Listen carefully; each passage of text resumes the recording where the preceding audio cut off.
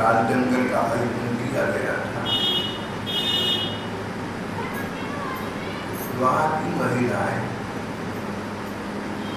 कहने लगी कि बड़ा अन्याय अत्याचार इस विद्याधनक सभा में हो रहा है। भला इतने बड़े बड़े बलिष्ठ पहलवानों के साथ दो छोटी आयु के बालकों का मल्लयुद्ध हुई तो उचित नहीं है।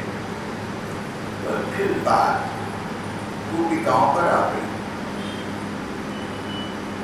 सब नगर निवासियों ने, सभासदों ने कहा, परस्पर चर्चा की सब मिलकर, तो भाई हम तो वृंदावन की गोपियों को बड़ा धन्य मानते हैं। सारे घर के काम करती, रोते बच्चों को चुप कराती, दूध में लेकर वात्सल्य रस पान कराती, घर में पति परिवार के सारे कार्य सुचारू रूप से करती है। किसी प्रकार के कर्तव्य पालन में, किसी प्रकार के दायित्व वहन करने में गोपिकाएं प्रमाद नहीं करती। सारे काम ठीक पूरे पूरे कर रही हैं। सब कुछ करते हुए दही भिगोते समय, गाय का दूध निकालते समय, प्रत्येक कार्य करते समय ये गोपिकाएं, इनका मन देखो कहाँ रहता है। तन संसार में, मन भगवान में। सारे काम काज करते समय वृंदावन की गोपिकाएं मन ही मन श्री कृष्ण का चिंतन करती रहती। ये गोपिकाएं धन्य है।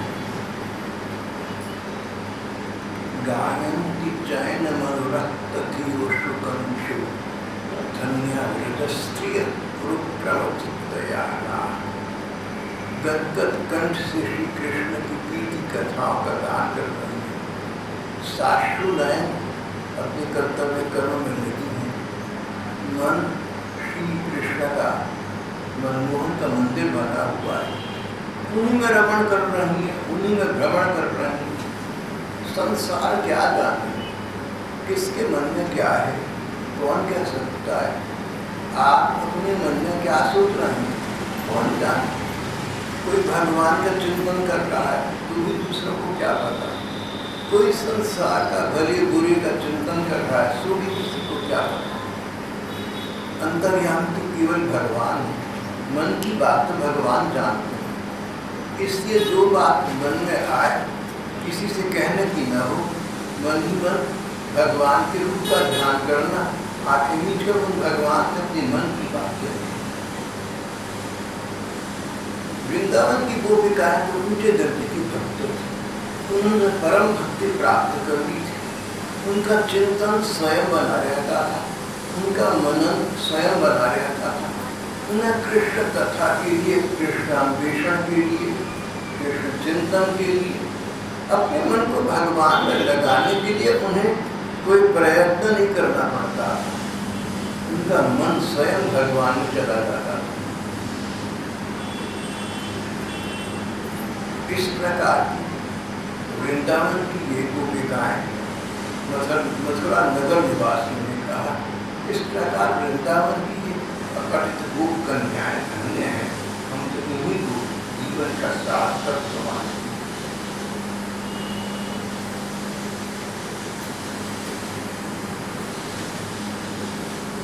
एक और जनसमूह आबाल वृद्ध श्री कृष्ण की कीर्ति कथन कर रहा था या उनकी परम भक्ता गोपिकाओं की सराहना प्रशंसा कर रहा था। दूसरी ओर कंस ये सोच करके इस कृष्ण नाथ के बालक के द्वारा कहीं मेरा वध न हो जाए, उन कृष्ण का वैसे सही चिंतन कर रहा है।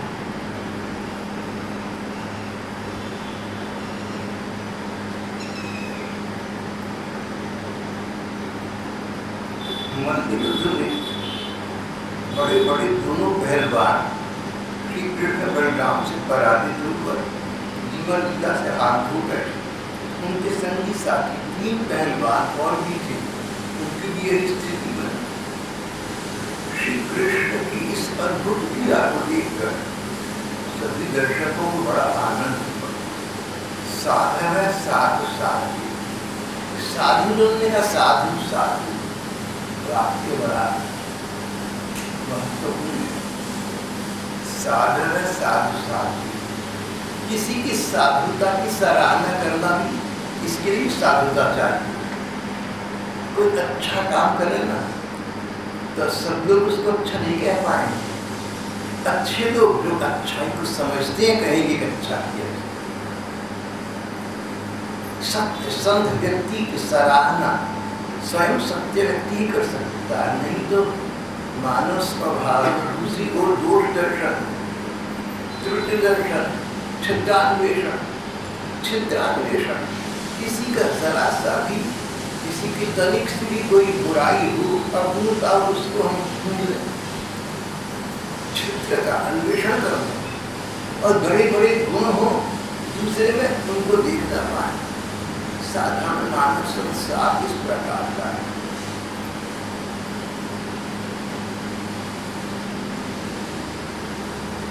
तो साधु बने की सराहना करने के लिए अपने जीवन में साधुता चाहिए। अगर तुम किसी की ठीक बात को ठीक नहीं कह पाते तो काम क्या हुआ? जब स्वयं ठीक नहीं, ठीक बात को ठीक न कह पाना बता रहा है कि हम स्वयं ठीक नहीं। कोई व्यक्ति सच बोलता है और हम नहीं कह पाते कि ये सच बोल रहा है, तो हमारे में सत्य बोलने का अपने भी साहस नहीं है, इसलिए हम चुप हैं। समाज में इस प्रकार की वस्तु स्थिति मेरे देखने में जो होता है, मेरा छोटा सा संसार, मेरा तो अधिक परिवार नहीं, अधिक परिचय नहीं है, आप लोगों तक थोड़ी जो लोगों को सुनिए, लेकिन इस प्रकार की वस्तु स्थिति, इस प्रकार की मनोस्थिति अपने ही यहाँ के लोगों में मैंने बहुत देखी। साधुता की सराहना नहीं कर पा रहा, न जाने क्या भय होता है, क्या मन में विकृति होती है, उस मन का मुझे नहीं पता। पर जो देखने में आया साधुता की सराहना करना, इसके लिए जो संस्कार चाहिए, जो स्वभाव चाहिए, एक कठिनाई से प्राप्त हुए। मथुरा के नगर निवासियों के संस्कार थे जो साधुता की सराहना कर सके। साधन है साधु साधु, श्रेष्ठ लोग साधु पुरुष बड़े धन्य है, इस प्रकार कहकर श्री कृष्ण भगवान की प्रशंसा करने लगे।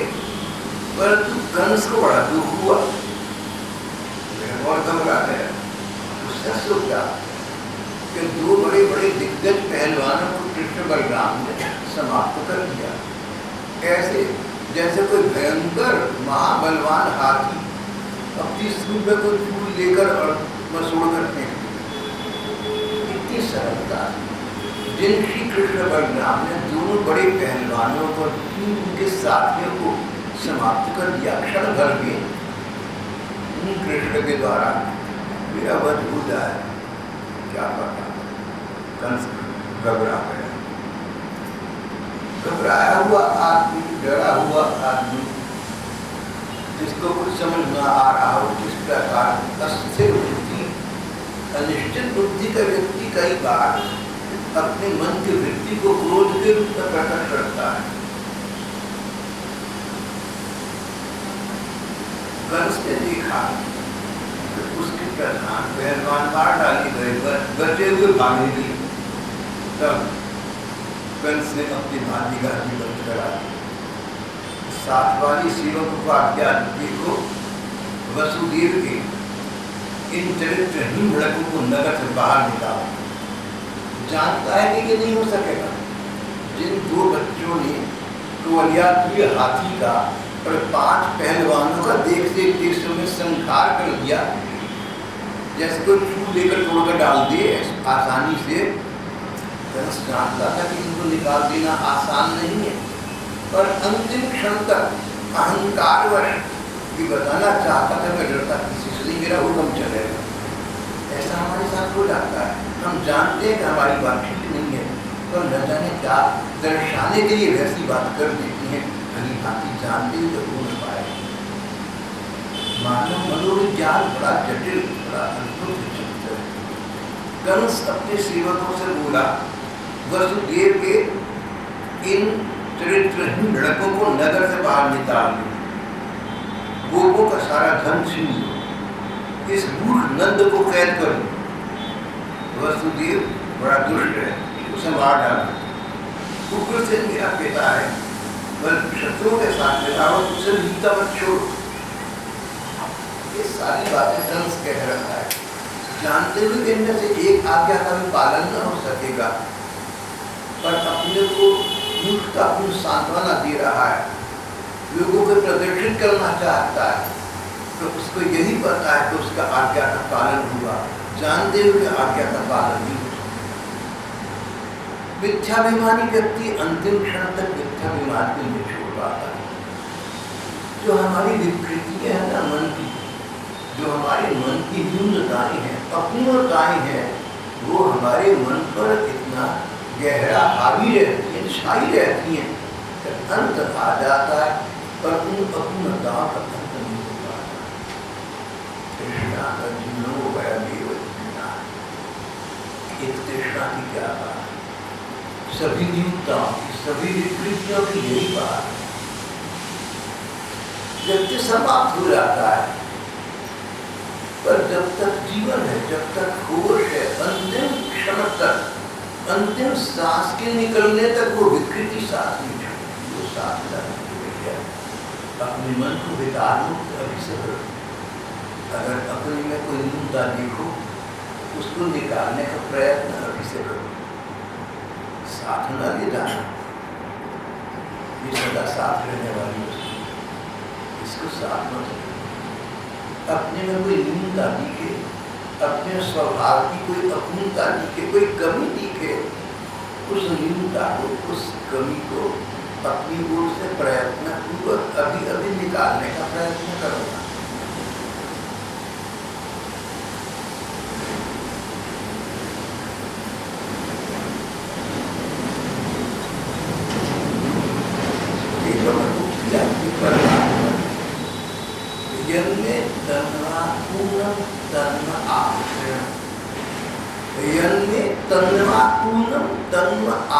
परमात्मा, जो मेरे में न्यूनता है, उस न्यूनता को तुम दूर करो। प्रयत्न करना चाहिए अभी से अपनी विकृतियों को शांत करने के लिए। विकृतियां व्यक्ति को नरक की ओर ले जाती, दुर्गति की ओर ले जाती है, नीच योनियों की ओर ले जाती है। ये विकृतियां मनुष्य को कुत्ता बिल्ली बना सकती है, और इनको सुधार दो तो ये सुकृतियां स्वर्ग की देव योनि तक पहुंचा सकती है। और कहीं कहीं कहते रहते वैष्णवोचित व्यवहार कर लो, भगवत में जैसा मन बना लो, तो स्वयं भगवान के परम सुखी प्राप्त कर। सब कुछ अपने आप सतर्कता चाहिए, जागरूकता चाहिए, प्रयत्न करना चाहिए, शेष परमात्मा करेंगे। साधु पुरुषों ने साधु साधु कहकर उनकी सराहना की, पर कंस दुर्भिमान से मूर्ख कहने लगा, इनको मारो, जो निकाल दो बाहर। जब श्री कृष्ण ने देखा कि मैंने इतने संकेत चिन्ह भेजे, इतने सिग्नल भेजे, इतनी बार इसको सतर्क किया, बार बार, मैं 6 दिन का था, श्री कृष्ण 6 दिन के थे, जब कंस ने पूतना को भेजा था दूध के नाम पर जहर मिलाकर कृष्ण की हत्या करने के लिए। 18 किलोमीटर के नीचे भी उसके शरीर के, उसका पूतना का शरीर इतना विशालकाय, इतना भयंकर, इतना बड़ा था कि जब नीचे गिरा तो 18 किलोमीटर के पेड़ उसके नीचे आकर क्रश हुए, समाप्त हुए। इतने भयंकर राक्षसी हुई। 6 दिन के कृष्ण पूतना का इस प्रकार उद्धार संहार कर दिया। श्री कृष्ण ने इस प्रकार कंस को पहला संकेत दिया कि भाई मेरे पास ये सामर्थ्य शक्ति है, पापियों का मैं नाश कर सकता हूँ। नहीं सुधरोगे तो काल का विषम चक्र तुम समाप्त करोगे।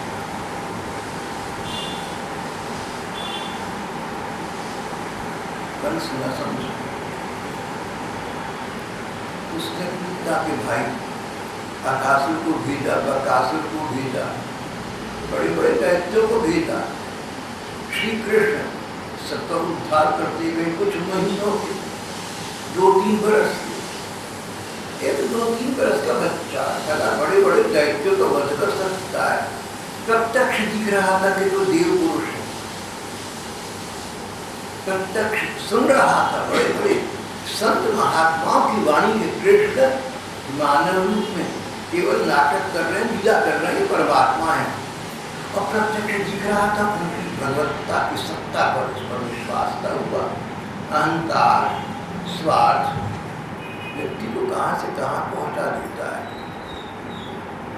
जिन लोगों ने आत्मनाश कर दिया, अपने विक्रिय का दास बन गए, उनसे हम ये शिक्षा ग्रहण कर ले कि हम अपने मन में, अपने जीवन में कोई विकृति, किसी प्रकार का विकार कदापि न रहने दे, जरा से भी न रहने। अपना प्रयत्न ऐसा करना चाहिए। जब श्री कृष्ण ने देखा कि इतने संकेत चिन्ह भेजे, इतनी बार सतर्क किया, इतनी बार जागरूक किया, पर इस पर कोई प्रभाव न पड़ा, समझ गए कि अब तो इसका भला इसी बात में है कि इसकी लीला, मानव लीला, इसकी लीला समाप्त कर दी जाए। अगर ये जीता रहेगा और पाप करेगा और पाप करेगा और घोर नरकों में जाएगा। जो व्यक्ति सुधर नहीं सकता, अमानवीयता करता है, नृशंसता करता है, पाशविकता करता है, अन्याय, अत्याचार, शोषण करता है, जब तक जिएगा तब तक ये पाप करता रहेगा। जितने पाप अधिक बढ़ेंगे उतना अगले जन्मों में अधिक कष्ट और यातना पाएगा। उससे मुक्त करने का उपाय अगर यही रह जाए तो उसको इस शरीर की सीमाओं से परित्यक्त कर दिया जाए और इसके अतिरिक्त विचार। सभ्य राष्ट्रों में आज मृत्युदंड का विधान इसी सिद्धांत का आधार है। बड़े बड़े आजकल के देशों में जहाँ मृत्युदंड का आदेश है, मृत्युदंड दिया जा सकता है, वहाँ यही कहना है कि व्यक्ति जीवित रहेगा तो इसका जीवन समाज के लिए दुर्भर हो जाएगा, ये कल्याण करता सबका रहेगा। अध्यात्म कहता है सबका तो करेगा, सो करेगा, अपना भी तो कर देगा। श्री कृष्ण अध्यात्म के नियामक हैं। उन्होंने अब निश्चय कर लिया कि इतने अवसर जितने अधिक से अधिक दिए जा सकते थे, मिल सकते थे, कंस को दे दिए, पर अब इसका उद्धार, इसकी जीवन लीला संवर्ण करने में है। श्री कृष्ण देखते देखते जिस मंच पर कंस महाराज उठे, बड़े स्वाभिमान, बड़े अभिमान के साथ देखा भगवान वहां उठे। उनके मंच पर जा खड़े। कंस ने देखा कि मेरे मृत्यु कृष्ण सामने आ गए, सिंहासन से उठ खड़ा हुआ, ढाल तथा तलवार उठा ली। हाथ में तलवार लेकर वह चूर करने का अवसर ढूंढता, वो कैंसर बदलने लगा। पर जैसे बहुत बड़ी गरुड़ किसी छोटी सी सांप को पकड़ ली, भगवान ने उसे बलपूर्वक पकड़ लिया, कंस का मुकुट गिर गया। भगवान ने उसे ऊंचे मंच से रणभूमि गिरा दिया। फिर परम स्वतंत्र सारे संसार के आश्रय भगवान कृष्ण स्वयं कूदे नीचे। उनके कूदते ही कंस की मृत्यु हो गई। सबके देखते देखते कंस जीवन लीला समाप्त हो गई। सब लोग हाय हाय करने लगे, हाय हाय करने लगे, देखो इतना बड़ा राजा बना फिरता, I am king of kings, look on my mighty works, see my can spare. इस तरह का तानाशाह, इस प्रकार का अधिनायक था। जितने बड़े बड़े तानाशाह हुए सबका ये घटना इतिहास में हुआ है। अब भी हमारे हिंदू में भी ऐसा हुआ। हेक्टर, नेपोलियन, बहुत बड़े बड़े लोग भी हुए।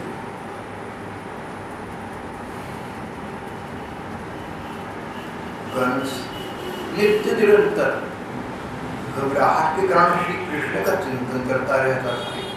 खाते पीते श्री कृष्ण को सामने देखता, सोते जागते, चलते फिरते, बोलते, सांस लेते, उसको सामने श्री कृष्ण नजर आया करते। घबराहट के कारण से, चाहे द्वेष भाव से उसने श्री कृष्ण का चिंतन किया, पर इस नित्य चिंतन के फलस्वरूप उसे सद्गति की प्राप्ति हुई। ऐसी गति प्राप्त हुई जो साधारण बड़े बड़े पति तपस्या को नहीं मिला करती। कंस के 8 भाई थे, वे बड़े भाई का बदला लेने के लिए क्रोध से 8 बबूदार कर श्री कृष्ण बलराम को झपटे, पर उनका भी वही हर्षण हुआ। कंस की पत्नियां दुखी होकर रोने लगी। कंस की पत्नियों की स्थिति वही बनी जो पूर्व काल में रावण की पत्नी मंदोदरी की बनी। रावण के वध पर मंदोदरी ने कहा था, नाथ आपका अहंकार, आपकी वासना, आपका स्वार्थ आपको खा गया, नहीं तो आप तो महावीर। पर आपने समझदार लोगों की एक न सुन, ये तो परिणाम होना था। आप तो अपने अहंकार, अभिमान और स्वार्थ के कारण इस दशा तक पहुंच गए। हम तो आपकी पतिव्रता पत्नी थी। आपके संग का, आपके दुस्संग का फल के हमें भी कष्ट भोगना पड़ रहा है। यही बात यहाँ कंस की 2 पत्नियां थी, इन दोनों पत्नियों ने यही बात कही। आज हमारी घर बिगड़ गए महाराज, आपकी मृत्यु से हम सबकी मृत्यु हो गई, हमारी संतान अनाथ हो गई, हम अनाथ हो गए। इस पूरी के स्वामी आप थे, आपकी वजह से इसके उत्सव समाप्त हो गए, मंगल चिन्ह उतर गए। आज ये नगरी विधवा होकर शोभाहीन हो गई। स्वामी, आपने निरपराध प्राणियों के साथ घोर द्रोह किया था, आपने सभी के साथ अन्याय किया, तभी आज आपकी विजय हुई। सत्य जो जगत के जीवों से द्रोह करता है, उनका परीत करता है, ऐसा कौन पुरुष शांति प्राप्त कर सकता है। महाराज, हमारे कृष्ण सारे संसार के स्वामी हैं, जगत के प्राणी की उत्पत्ति और प्रलय के आधार हैं, यही सबके रक्षक हैं। आपने उनके साथ शत्रुता का व्यवहार किया। जो इनका बुरा करता है, इनका तिरस्कार करता है, वह सुखी कैसे हो सकता है। कंस की पत्नियां इस प्रकार कुरल की भांति विलाप कर रही थी। सब लोग घबराए, डरे खड़ी थी, कोई कुछ कह न सक रहा था। भले ही श्री कृष्ण ने कंस इत्यादि का उद्धार अपने हाथों कर दिया, पर मन से सबके चिंतन थे, मन में शत्रुता नहीं थी, क्रोध नहीं थी। वे श्री कृष्ण आगे बढ़े, कंस की पत्नियों के पास गए, उनको ढांढस बनाया, सांत्वना, उनको अध्यात्म ज्ञान दिया। उनसे दोनों पत्नियों से कहा कि देवियों, जो होना होता है सो होकर रहता है, तुम किसी को दोष मत दो। जो तुम्हारे साथ हुआ पूर्व कर्म का फल है, कंस के साथ हुआ इसके वर्तमान कर्म का फल है। अध्यात्म के जगत में जो कुछ हम करते हैं, अंततः वही हमारे सिर पर आ लौटता है। तुम दुख चिंता मत करो।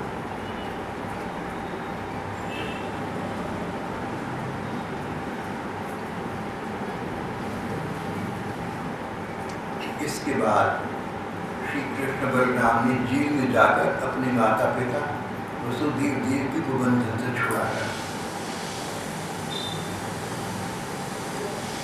और साधारण बालकों की भांति उनसे बोले, माता जी, पिताजी, हम लोग आपकी सेवा तो कर न सके, हमारे काम जा रहे 12 बरस आपको दुखी दुख मिला। जो बच्चा सामर्थ्य रहते हुए भी अपने माँ बाप की तन और धन से सेवा नहीं करता, उसके मरने पर यमदूत उसे उसके अपने शरीर का मांस खिलाते। जो व्यक्ति माता पिता आदि की सेवा सहायता नहीं करता, वह जीता हुआ मुर्दे के समान। पिताजी, माताजी, हम लोग आपके लिए कुछ कर न सके। दुष्ट कंस ने आपको इतनी कष्ट दी, हम आपकी सेवा न कर सके। अब की लीला से मनुष्य बने हुए भगवान की स्वामी से देव की वसुदेव मोहित हो गए। अब उनका वात्सल्य जाग गया। जो श्री कृष्ण का उन्होंने ऐश्वर्य देखा था वो विस्मित हो गया। अब उनका स्नेह भाव जाग गया। श्री कृष्ण ने नाना उग्रसेन को राजा बना दिया और उसके बाद अपने माता पिता के वसुदेव जी के साथ रहने लगी। नंद बाबा आदि को आग्रह पूर्वक बड़ा स्नेह सम्मान करके उपहार देकर वापस वृंदावन भेज दिया।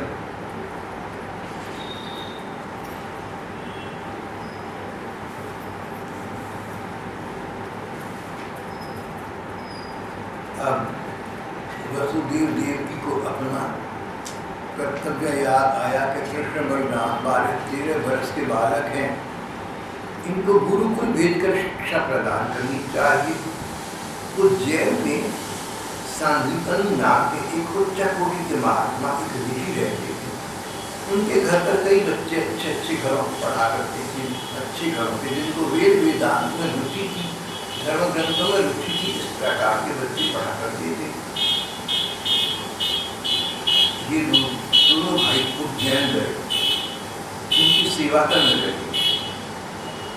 गुरु जी की सेवा करके आदर्श स्थापित कर रहे हैं लोगों के सामने कि किस प्रकार अपने गुरु की सेवा करनी चाहिए। सांदीपनी ऋषि उनकी सेवा से, उनके शुद्ध भाव से बहुत प्रसन्न हुए। उन्होंने दोनों भाइयों को वेद, चारों वेद, सारे उपनिषद, सारे पुराण, संहिताएं, स्मृतियाँ, सारी कलाएं, सब प्रकार की विद्याएं 2 महीने में इनको सब सिखा दी। कथाकार कहते सच बात ये तो सीखे सिखाई थी। एक टेढ़ा हो गया, एक तहल्लुक पूरा हो गया। एक बात हो गई कि गुरुकुल में जाकर कृष्ण बलराम की शिक्षा करनी। 2 महीने के पश्चात उनकी ये शिक्षा, ये विद्या समाप्त हुई। गुरु जी ने कहा आज्ञा दीजिए आपको क्या दक्षिणा दें। बोले मेरी पत्नी से पूछो, मुझे पूछनी चाहिए। गुरु पत्नी ने कहा कि मेरा एक बेटा सागर में डूबकर मर गया, अगर तुम सजा सकते हो वापिस तुम तो वहां पर आश्रम ही डाल। श्री कृष्ण यमराज के पास गए। यमराज ने श्री कृष्ण को देखा, उठकर खड़े हुए, बोले भगवान मानव लोग तथा मनुष्य जैसी लीला करना ही है, पर मेरे सामने तो सच्चाई है ना कि आप परमात्मा हैं, आप भगवान साक्षात, आप लीला से मनुष्य बने हुए हैं, आप क्या दीजिए, आपकी क्या सेवा करूँ। भगवान ने अपने भगवान बने के स्तर में कहा यमराज क्या अपने कर्म बंधन के अनुसार, अपने कर्मों के अनुसार मेरा गुरु पुत्र लाया गया है, तुम लोग मेरी आज्ञा स्वीकार करो, उसके कर्म पर ध्यान दो। ये बात बड़ी महत्वपूर्ण है। कर्म गति टाली न करे, बस एक ही उपाय है कर्मों को टालने का, भगवान कार्य करेगा। तुम लोग मेरी आज्ञा स्वीकार करो, उसके कर्म पर ध्यान न दो, उसे मेरे पास लाओ। यमराज का जवाब दिया, गुरु पुत्र ला दिया। कृष्ण बलराम उस बालू को लेकर उज्जैन लौट आए, गुरुदेव को सौंप दिया। गुरुदेव प्रसन्न हुए, मुझे अच्छा अब तुम दोनों विद्या प्राप्त करके घर से चले जाओ। उन्हें आशीर्वाद दिया। गुरु जी से आज्ञा लेकर वायु के समान वेग वाले रथ पर सवार होकर मथुरा लौट आए। मथुरा के प्रजा बहुत दिनों तक कृष्ण बलराम को न देखने से अत्यंत दुखी हो रही थी। अब उन्हें आया हुआ देखकर सबके सब परमानंद में मग्न हो गए, मानो खोया हुआ धन दिख गया।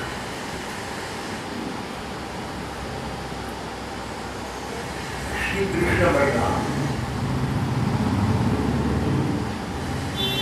साधारण बालकों की भांति गुरुकुल में गए, हॉस्टल में गए, छात्रावास में गए, 2 महीने वहां शिक्षा करना।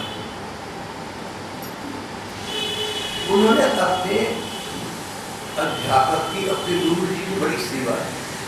गुरुदेव बहुत प्रसन्न थे, जानते थे भगवान लीला कर रहे हैं, भगवान होते हुए भी अपने गुरु की इतनी सेवा कर रहे हैं, इसलिए कि संसार के लोगों को बता सके कि गुरुजनों की, अध्यापकों की आज्ञा का पालन करना चाहिए, उसकी सेवा करनी चाहिए।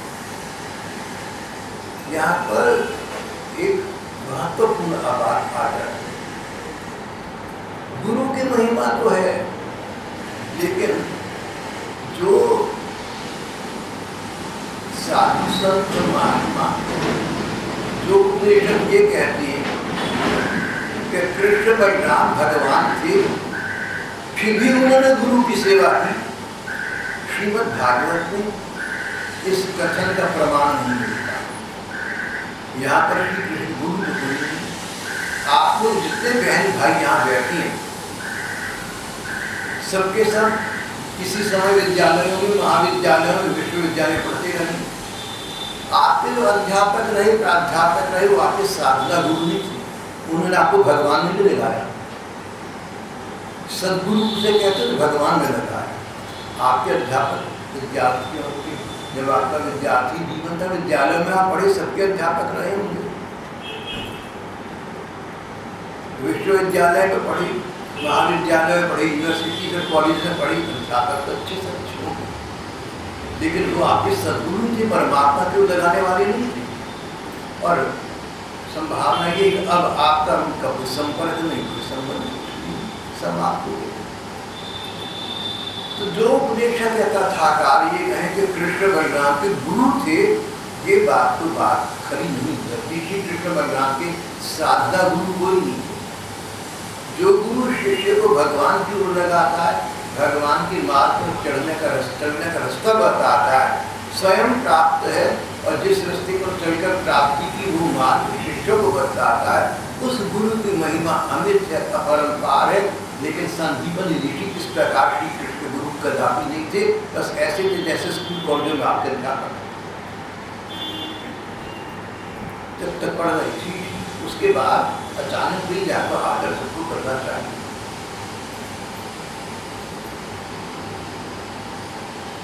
तो कोई उपदेशक कहीं, कोई कथावाचक कहीं कि गुरु की बड़ी महिमा है, कृष्ण बलराम तक ने गुरु करा, भागवत में इस प्रकार का प्रमाण नहीं मिलता। 2 महीने कृष्ण बलराम गुरु को रहे और 2 महीने के पश्चात गुरुदेव को प्रणाम करके उनकी यथेच, उनकी वांछित दीक्षा देकर अपने घर वापस आ गए। इस समय इन कृष्ण बलराम की आयु 12 और 13.5 वर्ष की थी। श्री कृष्ण इस पृथ्वी पर 125 वर्ष रहे। श्रीमद् भागवत जो समय मेरे सामने 125 वर्ष का श्री कृष्ण का इतिहास या छपा हुआ है, लिखा हुआ है। दोबारा संदीपनी का कहीं नाम भी नहीं आया। आगे जाकर संदीपनी ऋषि का ही नाम भी तो नहीं आया। महिमा तो क्या है, न कभी मिले, कुछ भी नहीं हुआ। जैसे कभी स्कूलों में आप पढ़े होंगे अपने अध्यापकों से, मिल जाता, आदर करेंगे, नहीं मिले कोई।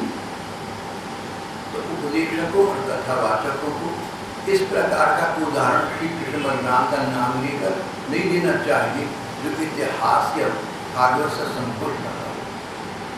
इसी प्रकार कई कहते हैं चैतन्य महाप्रभु के गुरु थे। चैतन्य महाप्रभु के शिक्षा गुरु थे, दीक्षा गुरु थे, मंत्र गुरु थे, साधना गुरु तो कोई भी नहीं थे। चैतन्य महाप्रभु ने भगवान को पाने का मार्ग किसी गुरु से पूछा और गुरु ने बताया, ऐसा तो कहीं भी नहीं। तो ये बात भी सच नहीं है। फिर गुरुवाद का प्रचार करने वाले ये भी कहते हैं कि देखो प्रहलाद और ध्रुव को नारद जी ने उपदेश दिया, नारद जी के गुरु थे। ये बात भी सच नहीं है, भागवत उसका कोई प्रमाण नहीं है। अपनी सौतेली माँ से दुखी होकर जो घर से भागी जा रहे थे, तो भगवान को तपस्या करके प्रसन्न रघु से राज मानूंगा। नारद जी मेरे, उन्होंने समझाया। जब जो नहीं समझे और आग्रह करके रहे कि मैं तो भगवान को प्रसन्न करके उनसे राज मानूंगा, आप भगवान को पाने का मुझे मार्ग बताइए। तो नारद जी जो उचित मार्ग समझा बताइए। जैसे कोई व्यक्ति चलते फिरते आपको मार्ग मिल जाएगा, आपसे राय लेगा, नारद जी ने प्रहलाद को लोग देख कर भी किया। जब प्रहलाद होने वाले थे तो नारद जी प्रहलाद की माँ कयाधु को धर्म शिक्षा दिया करते थे। भागवत में लिखा है, प्रहलाद जी ने कहा, माँ तो भूल गई, लेकिन माँ के शरीर में मेरा जन्म होने वाला था, मैं शरीर के अंदर था, मैं सब सुन रहा था। ऐसे संस्कार थे, आज तक मुझे याद है। नारद जी को ध्रुव और प्रहलाद के जन्म को गुरु में स्थापित कहीं नहीं करा। भागवत में स्थान स्थान पर गुरु महिमा आई है। जहाँ पर गुरु महिमा आई वहाँ भगवान कहते हैं कि गुरु ही सब कुछ है, गुरु सब कुछ है और वह गुरु मैं हूँ। ये बात भागवत के एकादश स्कंध में स्वयं श्री भगवान ने अपने सेवक सखा और सचिव उद्धव जी से कही। मेरी इस प्रकार की वार्ता सुनकर बहुत से भाई बहन ऐसा समझते हैं कि मैं गुरु तत्व के विरुद्ध। ऐसा नहीं, मैं गुरुजनों का आदर करता हूँ। मुझे जहाँ भी गुरुजन मिलते चरणों में दंडवत प्रणाम करता हूँ। अगर आपके कोई गुरु हो और आप यहाँ लिया है, मैं उनके चरणों में प्रणाम करता हूँ, जितना आदर कर सकता हूँ। मैं तो सिर्फ ये कह रहा हूँ कि अगर आप गुरु तत्व के पक्ष में ये तर्क दे कि कृष्ण बलराम और चैतन्य महाप्रभु गुरु थे, प्रहलाद और ध्रुव के गुरु थे, तो मैं कहता हूँ इतिहास में ऐसा लिखा है, ये सच नहीं है। बस ये वास्तविकता, ये सत्य नहीं, ये तथ्य नहीं है। इसका अर्थ ये नहीं कि गुरु तत्व का मैं खंडन करने वाला। जहाँ सच्चे गुरु और सच्चे शिष्य हैं, उनकी महिमा है, उनकी चाहिए। पर सच्चे शिष्य और सच्चे गुरु इस कली को मिलने कठिन है, ये भी सभी जानते हैं। दूसरी बात तो यहाँ स्थापित हुई, सांदीपनि ऋषि और भगवान कृष्ण की तरह थी। वो ये है कि संसार में कर्मों का फल भोगना पड़ता है। इसमें कोई आश्चर्य नहीं, इसमें कोई संदेह की बात नहीं। एक अपवाद है, एक एक्सेप्शन है। अगर भगवान चाहे तो किसी के कर्म बंधन को बदल सकते हैं, समाप्त कर सकते हैं, दूर चाहे कर सकते। एक बच्चे के कर्म ऐसे थे कि जन्म लिया उसने संदीपनि ऋषि के यहाँ, लेकिन कर्म ऐसे थे कि तत्काल उसकी मृत्यु हो गई। कर्मों के अनुसार उसकी मृत्यु उचित हो गई। लेकिन भगवान कर्मों से परे हैं, भगवान कर्मों के नियामक हैं। भगवान ने यमराज को आज्ञा दी तो वो लड़का वापस मुझे कर दो। जैसे राष्ट्रपति, जैसे किसी सभ्य देश के राष्ट्रपति किसी पुलिस कांस्टेबल को आज्ञा दी, ऐसा नहीं तुम वैसा करो, ओके सर, नो क्वेश्चन भाई, डू और डाई, बस। भगवान के सामने भाग्य, प्रारब्ध, कर्म फल कुछ अर्हता नहीं रखती, लेकिन अर्हता इस बात की तो है, अनिवार्यता इस बात की तो है कि हम उन भगवान की शरण ग्रहण करें और सच्चे अर्थ में शरण ग्रहण करें। भगवान की शरण ग्रहण करने से भगवान व्यक्ति के भाग्य और प्रारब्ध को, उसके मीटे को, उसके लेखे को मिटा सकते। तो दो तत्व इस कथा में आ गए। गुरु का सम्मान तो करना चाहिए पूरा पूरा, लेकिन श्री कृष्ण बलराम की या ध्रुव प्रहलाद के कोई गुरु ऐसे नहीं थे। हाँ, जिनके हैं उनको आगे करना चाहिए। दूसरा, कर्म फल अनिवार्य है, अकाट्य है, लेकिन भगवान का आश्रय लें और भगवान कुछ समझे तो भगवान कर्म फल को भाग्य प्रारब्ध को मिटा सकते हैं। ये दो सिद्धांत प्रतिपाद्य हैं जो अभी आपसे पढ़िए। श्री कृष्ण बलराम गुरुकुल से उज्जैन से लौटकर, उज्जैन को उन दिनों अवंतिका पुरी कहा करती है। अवंतिका से उज्जैन से लौटकर श्री कृष्ण बलराम मथुरा वापस आए। मथुरा की प्रजा बहुत दिनों तक इन्हें न देखने से दुखी हो रही, विरह से आतुर हो रही थी।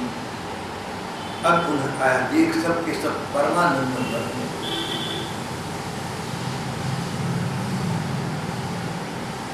मथुरा निवासी मुस्लिम लोग थे, डरपोक थे, कंस के डर के मारे भगवान जो भगवान जानते हुए मिलने ना जा सके। उनमें आत्मबल नहीं था, मनोबल नहीं था, साहस नहीं था। लेकिन जब श्री कृष्ण बलराम से थोड़े कुछ महीनों का संपर्क हुआ, इतने आकृष्ट हो गए, इतने अभिनिविष्ट हो गए कि 2 महीने के लिए कृष्ण बलराम गए तो उनको जीना दुभर हो गया। और जब तक कृष्ण बलराम वापस नहीं आए तब तक उन्होंने चैन की सांस डाली। कुछ दिन या कुछ महीने कृष्ण बलराम के साथ रहकर इनके श्री कृष्ण के संयोग का सुख इन्हें इस प्रकार का मिल सका था, मिल चुका था जिसे अब भूल पाए थे। ऐसी स्थिति में जिन गोपिकाओं ने जन्म जन्मांतरों से और जन्म से श्री कृष्ण को चाहा पाया था, उनको कितनी व्यथा रही होगी श्री कृष्ण के योग में, उसे कौन जानता।